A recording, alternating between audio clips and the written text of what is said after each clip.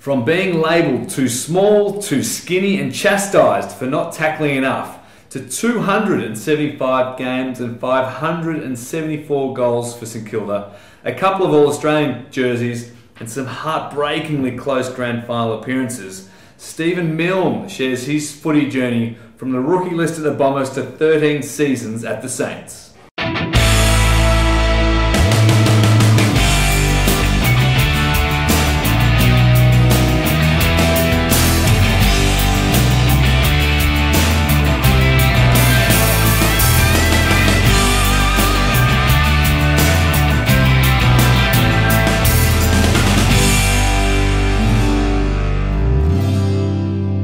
Could have been. A couple of beers downstairs. In doing the research and looking at your numbers and your stats, Jesus, you're a good little player. Yeah, well, you don't. Yeah, I'm pretty lucky to have a career after not getting drafted and ended up on the sup list at Essendon, and then rookie at St Kilda for a couple of years. So did my hard yards early, playing I think 50 or 60 games VFL game before I played AFL, and then you don't go through the numbers until kind of this pops up, and you think you're pretty lucky. I mean, from the outside looking in, we played a lot of footy against each other. It always looked like they were the only yards you did, hard yards. Yep.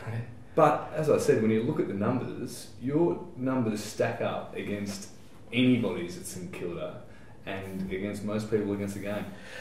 Yeah, when you look back at it now, this is my 5th year out now. Time does fly, and when you do go back through the numbers or you do a sportsman's night and someone kind of mentions it, you do think, I did have a pretty good career and make kind of the best out of my ability. Obviously getting overlooked in a couple of drafts and doing them hard yards, and I think you still got to do the hard yards, and I still didn't really feel comfortable until probably 04, 05 till I was 24, 25, 50, 60 games in to think my spot was cemented, and then kind of 15 years later, 270 games.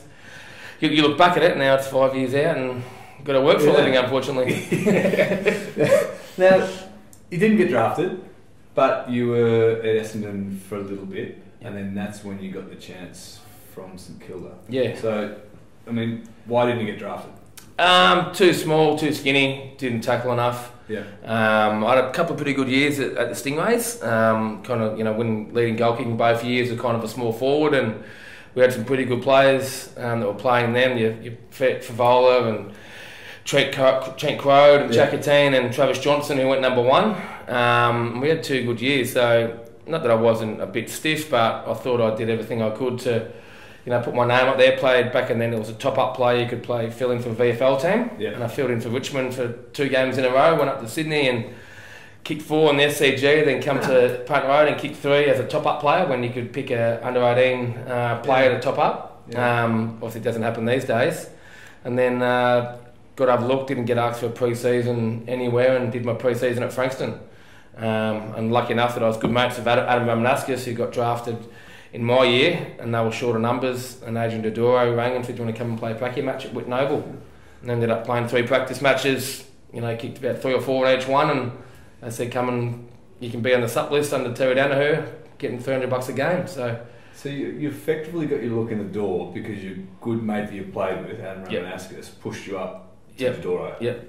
That's basically 100% it. Yeah, that's his history. Those small forwards are one of the hardest positions to play and to consistently kick goals, and you did that as a junior. Yeah, it was just because a mate.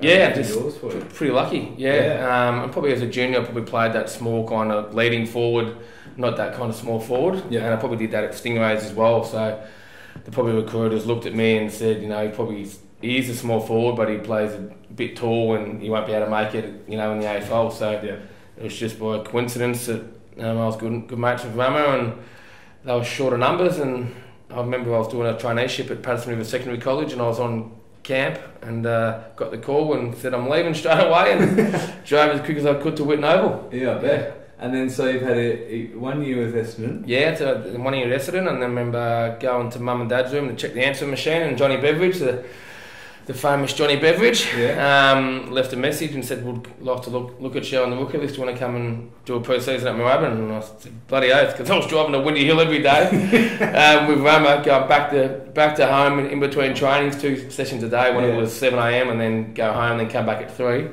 And then Moorabbin was only 20 minutes from kind of Hampton Park, so I did a pre-season there, and then they ended up picking me number 23, I can't remember, in the 20s in the rookie draft in 2000. So the no guarantees when you came to training, that first stint pre the rookie draft. Yep.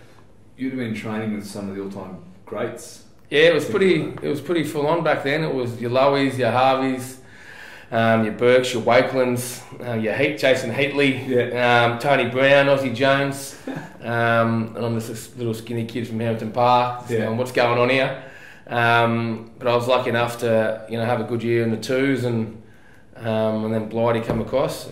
Tim Watson was the first St Kilda coach, and then he kind of got lemonade and sauce during that year, and then Blighty took over after that, and then obviously that didn't end well, and then Tomo took after that. And then Ross took over, and then Scotty took over. So 5, pretty lucky these days. I can't remember who it was the other day that said 10 coaches in 12 years or something. Yeah. So, I mean, we never played a lot of football against each other, never played with you. You seem to be the antagonistic, a small forward getting under the opposition's skin. Is that how you trained? Is that when you first got to St Kilda and you're running out these legends? Were you the cheeky little sort of...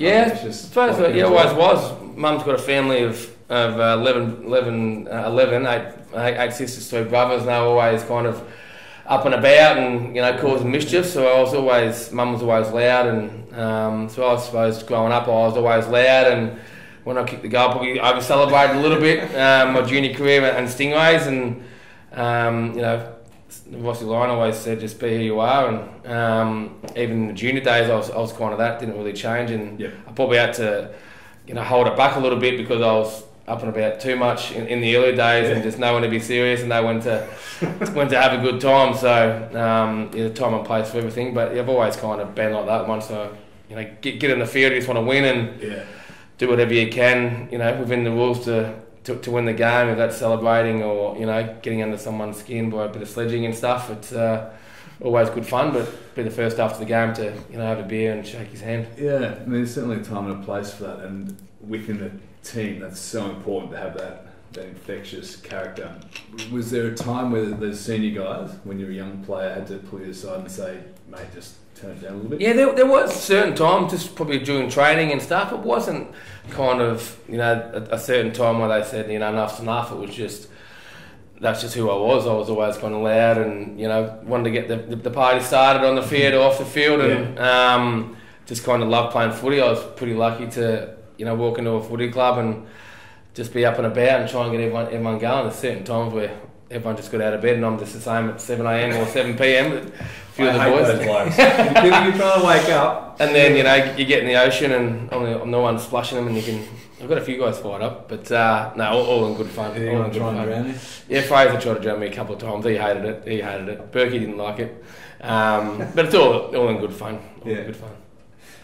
Walking into the club with some of those guys, who were you attracted to? Was there one of those guys that put the arm around you and they became a bit of a mentor? Yeah, the first kind of years probably Ozzie Jones. Jones was from Beaconsfield. I was from Hampton Park. Kind of bumped into him here and there, and then he was probably the older guy that kind of my mentor a little bit. And then the guys kind of around my age, your Lenny Hayes, Stephen Baker, and kind of Troy Swartz.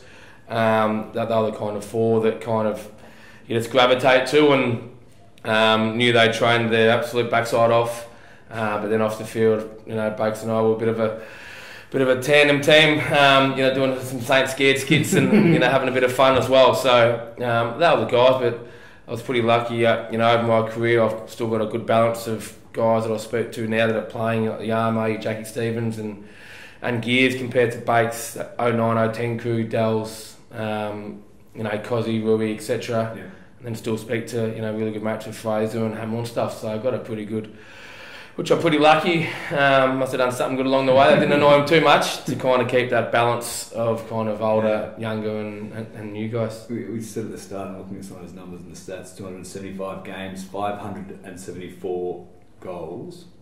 Fraser Gehrig, for example, kicked 390 goals. Do you remind him every now and again that he's coming? No, I haven't actually. As I kind of said to you, you don't really go through them numbers until then, but now I mention that. Now you mentioned that, I might actually remind him next time I see him. I did see him last week. He's going really well. The big G train. Yeah. He's under the radar. Doesn't like the spotlight, so I should get him in here once. But I think he'll knock you back. It might take you a while. He'd have some yarns. Yeah. Oh yeah. He's got some good ones for us. Yeah. Yeah. Got some good ones.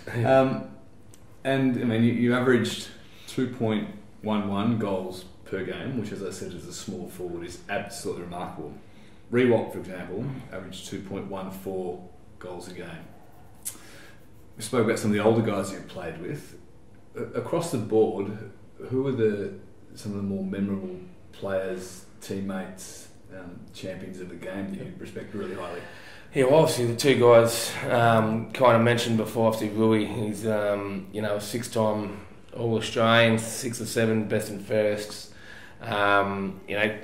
Most games ever to captain the club. He was just a truly inspirational guy on and off the field.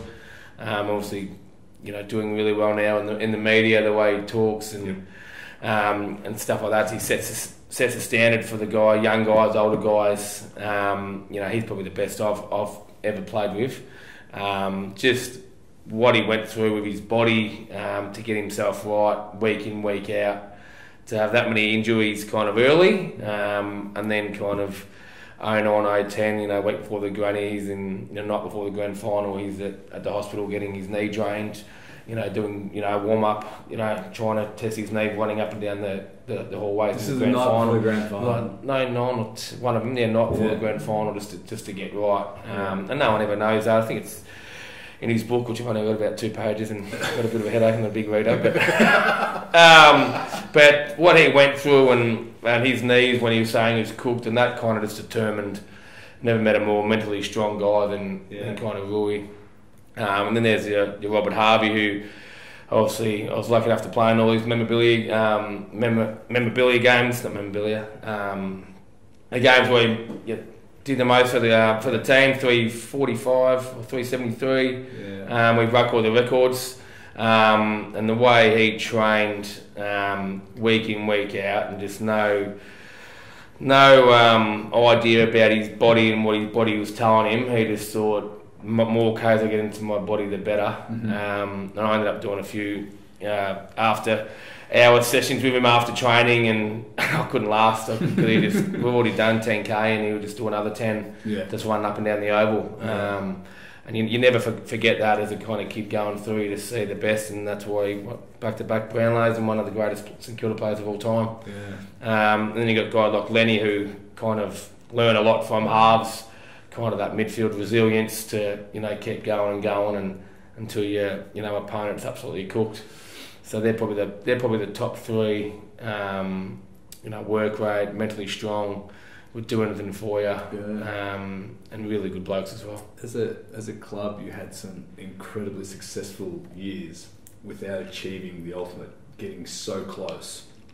Why couldn't you get over that last hurdle? It's a good question. Bit of luck on kind of both days, I reckon.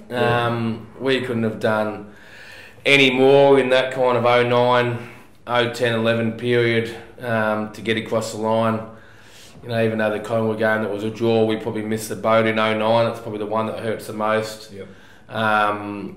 Which kind of everything just kind of didn't go our way. Mm-hmm. Unfortunately, Tommy Hawkins' point, we missed a couple of sodas ourselves. I didn't have the best day. It was pouring down with rain.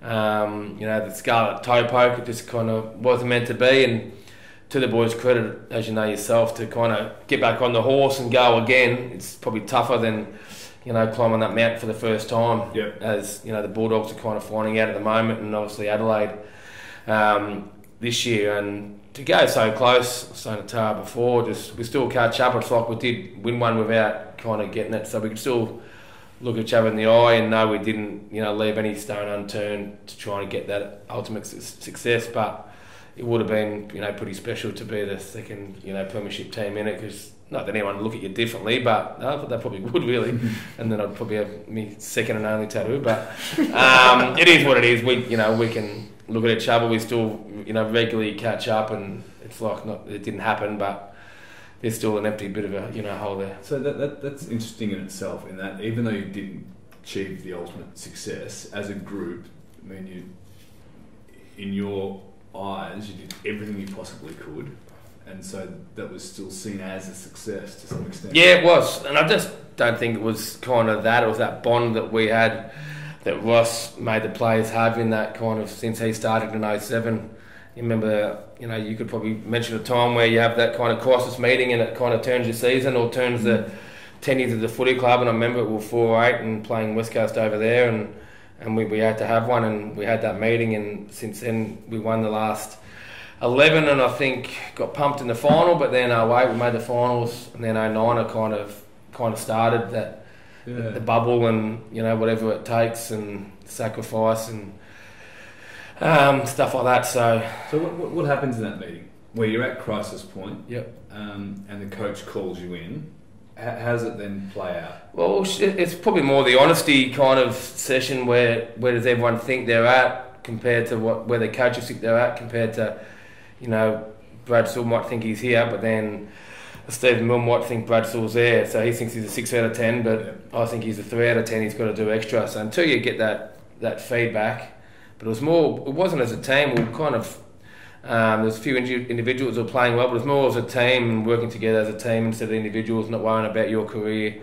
Just to, sacrifice. You got to sacrifice a lot of things, and it was just one of them SWOT analysis, strength, weakness, opportunities, threats. What's everyone kind of scared of? What's our strengths? What's our weaknesses? Opportunities going forward, and trying to leave no stone unturned. And I remember it was when we played over there, and it was just kind of, the 22 players and the coaches, and that's kind of when the bubble kind of started, and no one was allowed in. Everything was kept in house, and Ross would back us to the hilt, and unfortunately we just didn't get there. Yeah, and so then the Geelong toe poke moment, not quite, but galvanised the group to then go again, and then the draw.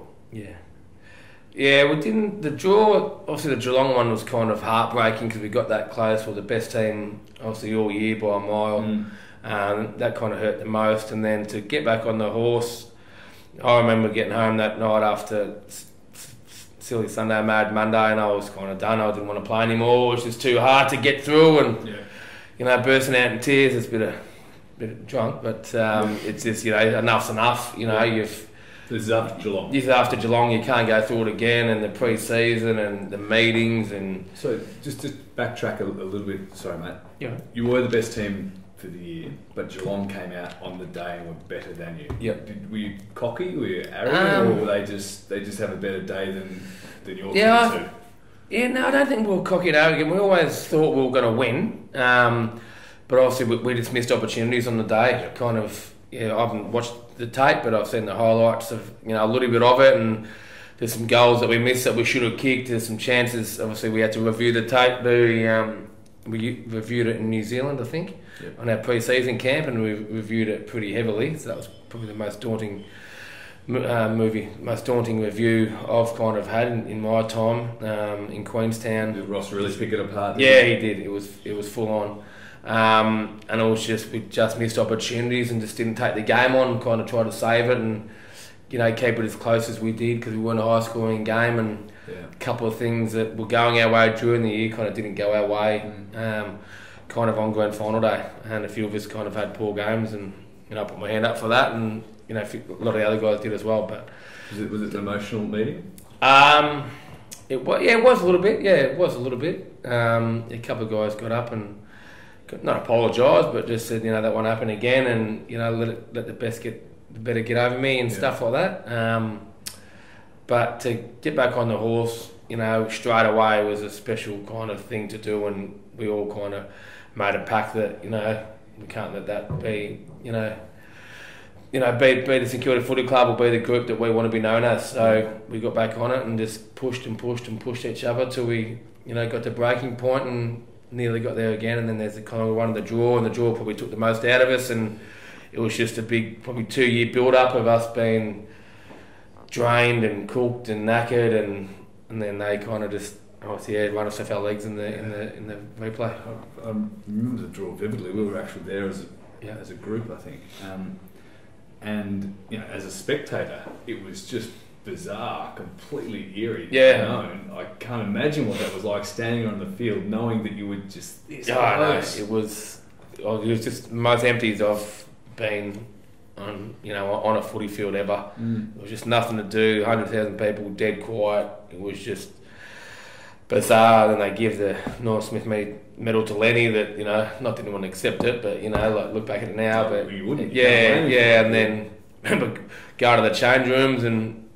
All the change rooms are flooded, so all our bags were drenched, and we had to move to the other change rooms, and all the family were down, and we had massive nights of celebrations because we were going to win, and then all of a sudden all the supporters went back there, and we all had, I think we were staying at the casino, everyone was staying at hotels, we had to can that. Then we had obviously a meeting first thing on the Sunday. So what happens as soon as the siren goes? This, I find this really interesting because it looked like from the outside you guys have gone one way and Collingwood sort of approached it differently. Yeah, so I've seen that. What was the conversation? What was the rhetoric like? Well, first we went to walk off, and it was just what happened is, how did it get to that? Because we were 32 points down at half time, and to get back and another 5 minutes each way, I think we would have overrun them. But then we couldn't get our bags, so we go in, and then obviously the coaches and the general manager at the time, Hutchie, was just trying to work out where we go from there. No aftermatch, get home, got to get recovery, got to do everything we can. So I think we went to a swimming pool straight after, and then went and sent our families, and let's have a meeting first thing Sunday morning. So we had a meeting at Hotel Brighton on the roof there, and just try to, what's everyone feeling, where we're going to go from here. We've got to get back on the horse pretty quick. Got the psychiatrist in just to talk to everyone because it's never really happened before and stuff like that. And then it was all right. Let's get your footy boots on. We're going for a kick, and let's take two. So was there a sense of almost dread, given that? A sense of emotional drain you'd said from 2 years prior and coming so. It was. You got to go through all that emotional turmoil and just. Getting the tickets, obviously you've been in a couple of grand finals, getting the tickets ready, ringing the family, and everyone wants stories. We had Hong Kong booked for the footy trip, had to cancel that I'd organised, so a couple of boys didn't get their money back, a couple did, so I did that obviously first thing on the Monday, and they said don't worry about that, we'll organise it all, so Bayview and Brighton, they're pretty happy with that. But it was just kind of everything else going around, and you've still got to focus on a footy game, another grand final, which was just bizarre. But once we got back to the club, we all just, obviously, made another pact that let's just do everything we can. Let's get to the beach 3 times every day. Let's, fuel up, eat the right food. It was just, we've got to go again because we could make history again. We've got another opportunity to make history, and obviously it was a long day at the office on the Saturday. We got never win it. Once Heath Shaw did that smother on Rui, it was kind of even being out there, you just kind of felt that we were just running on eggshells. We were just nervous, and we just run out of legs. It's been a big kind of 2.5, 3 years of. So that's sort of what you put it down to, almost that the runway was too long. We just ran out of room. Literally 1 point short on the runway, and then it was a cliff. And then we were hanging on the edge of the cliff for about a quarter and a half, and then fell off, unfortunately. And then after that, obviously 2012, obviously, moved to Freo, and more stories come after that. Is it?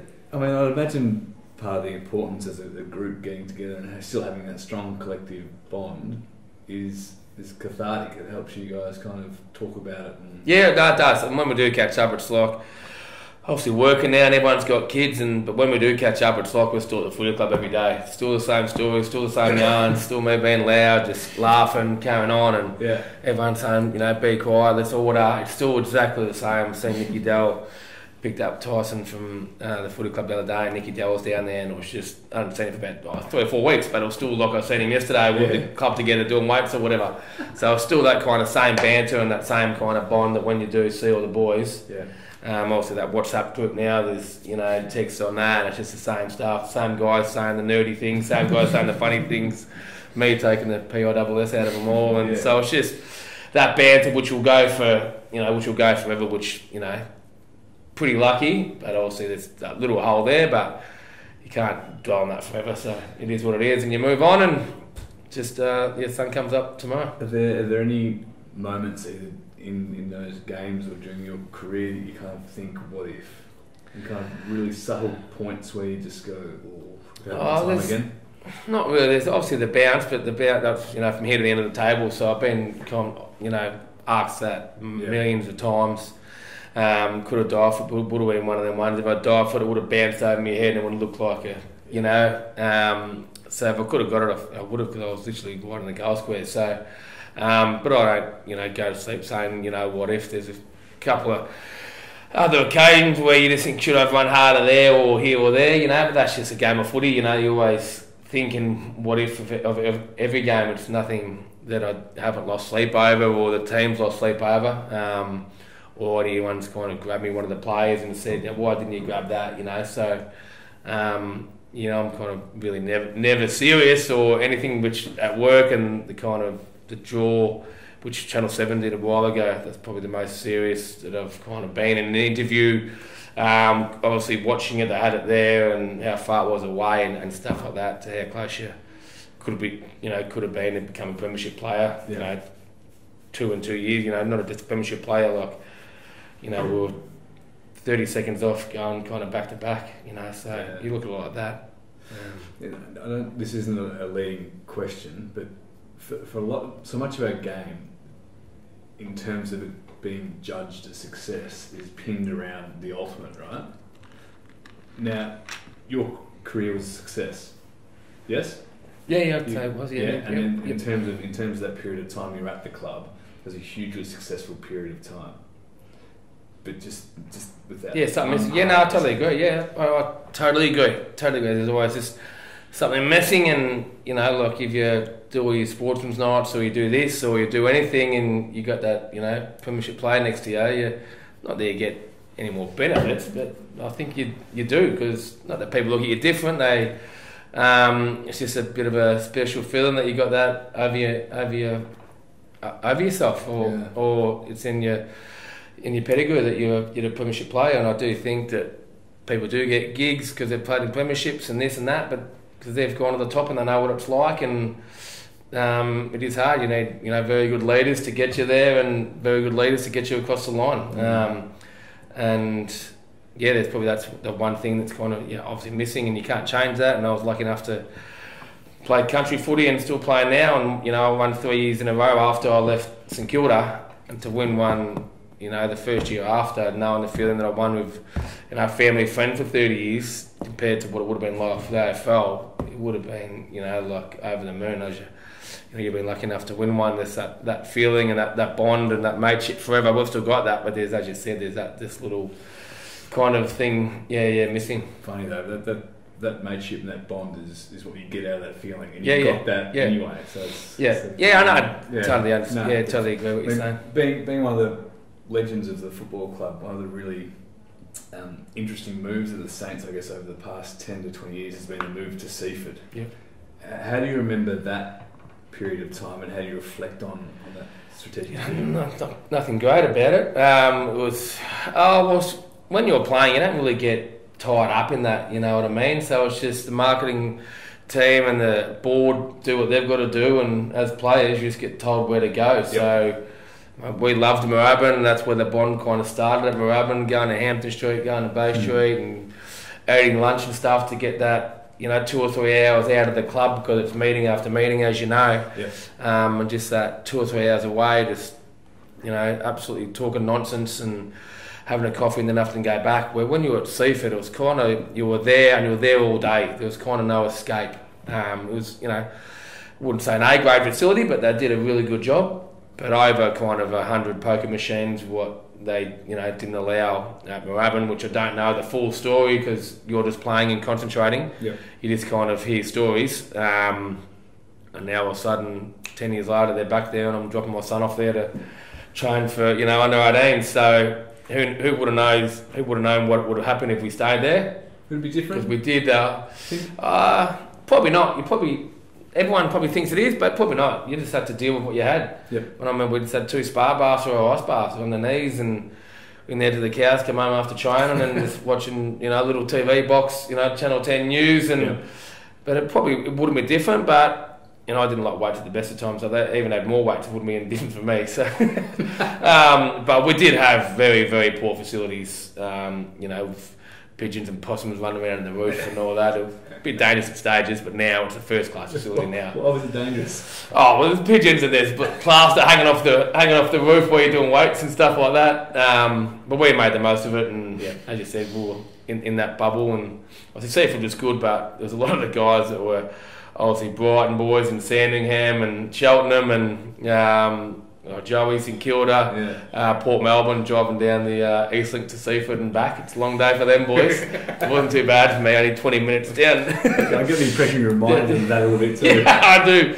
I was in Cheltenham now and Port Melbourne, but it's good now that they're back at Moorabbin, and hopefully bigger and better things once you're back there, because it's the heart of the footy club. Yeah, I mean, is it difficult for you now watching the footy club in the way it is? It is. I said to Dale last night when I seen Dale, I said it's tough. I haven't watched many games. I was saying before that I still love footy and still playing. I haven't played much. I've done my hammy, but never done a hammy. But it is.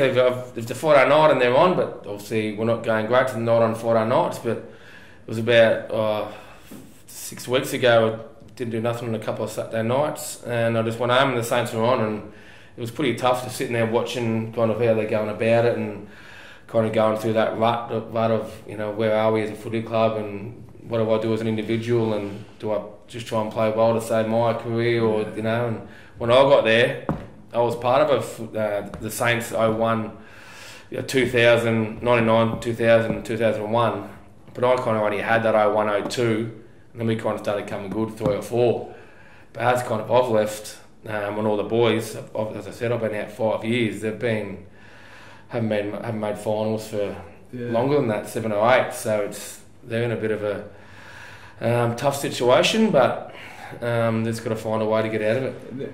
You're right. Since that core group of you boys have left, it's almost been a slow decline for one reason or another. Can you put your finger on?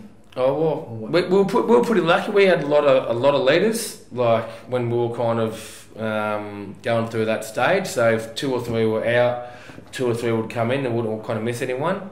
And I've been involved in the footy club for a while now, just with my son, the father-son program, which is 2 or 3 times a year. But it's just it's hard to put a finger on it because you're not behind the scenes, and I'm not sure if Gears was ready. He's probably ready to be captain, but if there's anyone else there, an older guy, if we had to stay there around 1 more year, would that have been better? Or Joey, I just think they lack a bit of leadership at times, and just a bit scared to take the game on. But as you say, that's just by watching it on the TV and not knowing anything that goes on behind closed doors. I know that they'd be all training their absolute backside off to be fit and strong and run out games, but obviously the opposition are just a bit better at the moment.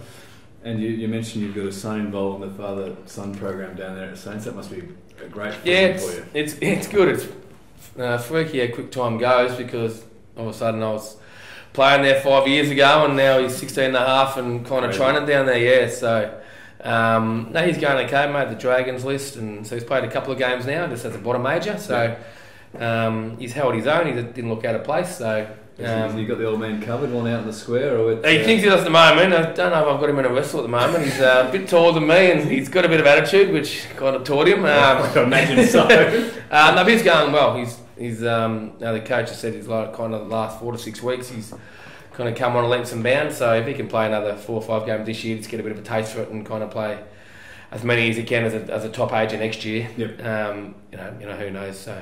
And you mentioned this has been your 5th year out of the game now. Yep.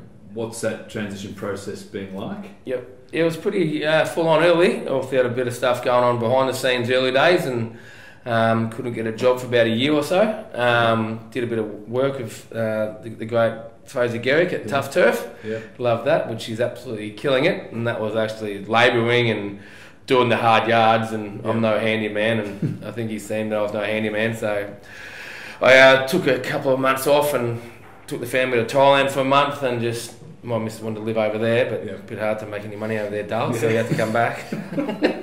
And then I was lucky enough to meet Robbie Kearns, obviously, who you know well, through the Melbourne Storm, and who was involved in a cleaning company, and had some mates in Sydney that were looking for a guy in Melbourne to kind of be state manager of Command 51. So I kind of jumped into that part-time, and I reckon about 3.5 years later, started with 10 sites, and now got about 55 kind of sites, anywhere from commercial, cafes, restaurants, look after Neil Perry's groups, Rockpool, Spice Temple, Rosetta, all the burger projects. So just saying to one of the girls downstairs, got the Albion and the Precinct as well, that are pretty full on. And clean up your own mess. Yes, haven't been there yet.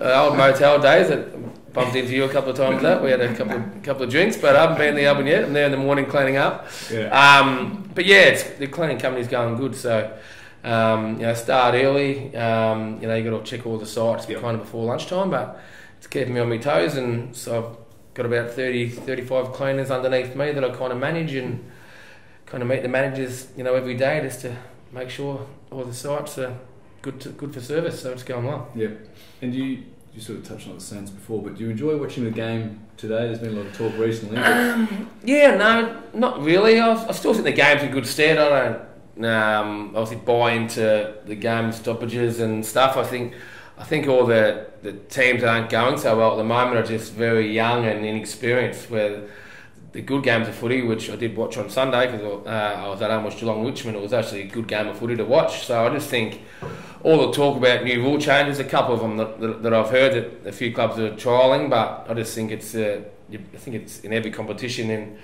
all around Australia. If you get your good teams it's a good game of footy. If you get your bottom teams, it's kind of chalk and cheese. So I think the game's in good stead, and I'm going to the Saints Carlton in a couple of weeks, which should be a blockbuster.